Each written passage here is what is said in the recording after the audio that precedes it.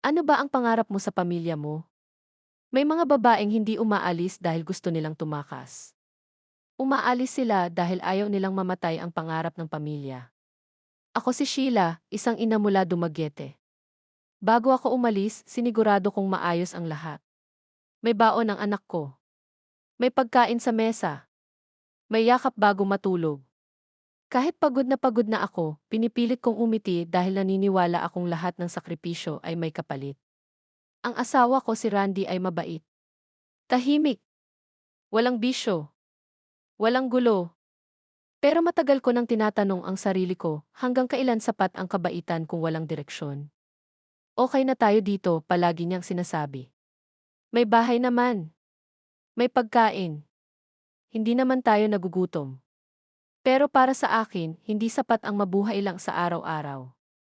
Gusto kong sigurado ang bukas ng anak namin.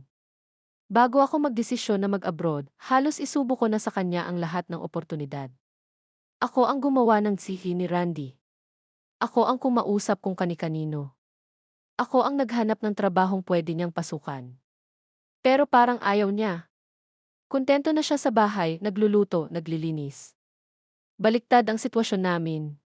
Parang okay lang sa kanya na ako ang maghirap sa trabaho, na ako ang magtrabaho sa ibang bansa, na ako ang malayo sa anak namin. Isang gabi, tahimik ang buong bahay. Tulog na ang anak namin. Nakaupo ako sa sala, hawak ang cellphone, nakatitig sa job post abroad. Hindi dahil gusto kong iwan ang pamilya, kundi dahil pakiramdam ko ako lang ang lumalaban para sa kinabukasan namin. Para to sa anak natin, bulong ko sa sarili ko. Para hindi siya lumaki na sanay sa sapat lang. Sa ibang bansa, ibang klase ang pagod. Hindi lang katawan ang naubos, pati puso. Trabaho sa umaga. Overtime sa gabi. Ipon sa bawat sahod. Habang si Randy sa Pilipinas, ganun pa rin. Tumatawag lang si Randy kung may kailangan, mga bayarin sa bahay, kuryente, tubig, pero madalang lang niya akong kamustahin. Minsan, ako pa ang naunang magtanong, kumusta kayo dyan? Kumusta ang anak natin? At kadalasan, walang tanong pabalik. Tuwing video call, iisa ang tanong ko, anong plano natin kapag umuwi ako? At iisa rin ang sagot niya, darating din yan. Huwag ka masyadong mag-isip.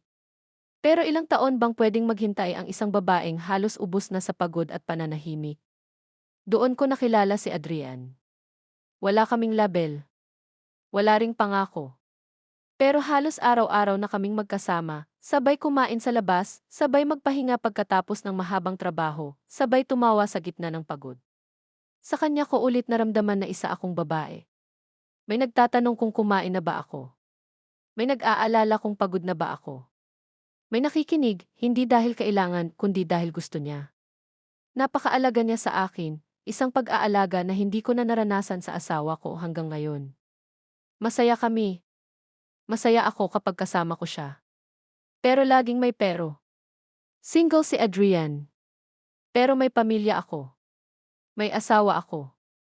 May anak ako. Tuwing gabi, kapag mag-isa na ako sa kwarto, mukha ng anak ko ang unang pumapasok sa isip ko habang tinitingnan ko ang larawan niya sa cellphone. Masama ba akong ina kung napapagod na akong maging malakas? Masama ba akong asawa kung hinahanap ko lang ang sarili ko? Hindi ko minahal si Adrian ng buo. Hindi ko rin iniwan si Randy. Nasa gitna ako. Gitna ng tama at mali. Gitna ng responsibilidad at pangarap. Gitna ng pagiging ina at pagiging babae. Sa huling pagkakataon na nag-video call kami ni Randy, walang sigawan, walang iyakan. Tahimik lang. Pagod na ako, sabi ko. Hindi lang sa trabaho, kundi sa paghihintay. At sa pagiging sapat para sa ating lahat. Tahimik siya. At doon nagtapos ang tawag. Hindi ko alam kung uwi pa ba ako sa Dumaguete. Hindi ko alam kung anong pipiliin ko, ang pamilyang binuo ko o ang sarili kong matagal ko nang iniwan. Tahimik ang gabi. Tahimik ang mundo. At sa unang pagkakataon, tinanong ko ang sarili ko nang walang takot, mali ba ako? Mali ba ako na nahanap ko sa iba ang wala sa asawa ko?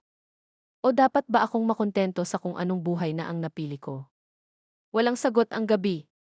Walang sagot ang mundo.